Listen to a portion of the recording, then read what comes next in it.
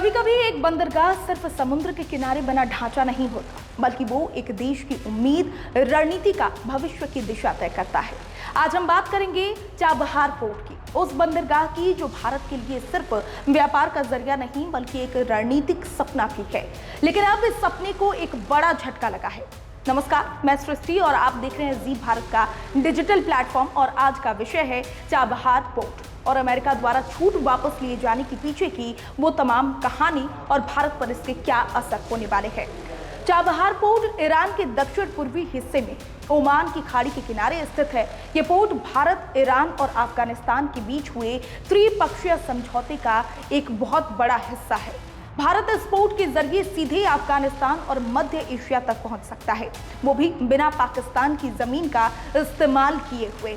यानी ये सिर्फ एक बंदरगाह नहीं, ये भारत के लिए एक वैकल्पिक, स्वतंत्र और रणनीतिक कॉरिडोर है। कल्पना कीजिए, अगर भारत को अफगानिस्तान तक अनाज, दवाइयां या फिर व्यापारिक सामान भेजना हो तो उसे पाकिस्तान की जमीन से होकर जाना पड़ता है। लेकिन भारत और पाकिस्तान के रिश्ते हमेशा से तनावपूर्ण रहे हैं। ऐसे में चाबहार पोर्ट भारत के लिए एक बाईपास रास्ता बनाता है।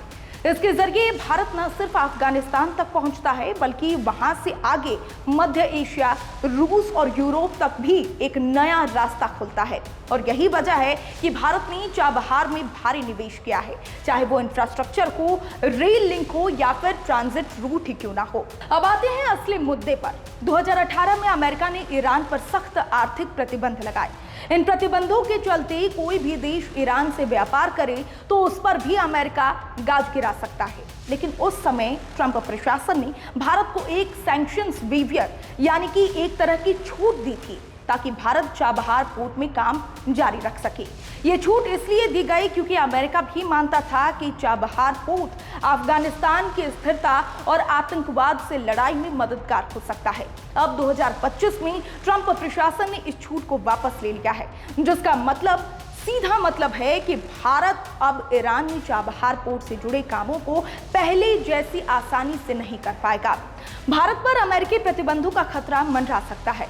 फंड ट्रांसफर, सामान की खरीद और तकनीकी सपोर्ट जैसे काम मुश्किल हो सकते हैं। Bharat, Iran, Afghanistan transit corridor पर सीधा असर पड़ सकता है।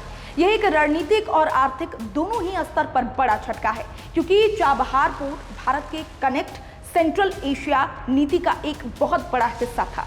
अफगानिस्तान तक मानवीय मदद का रास्ता चीन के बेल्ट एंड रोड इनिशिएटिव यानी कि BRI का जवाब है।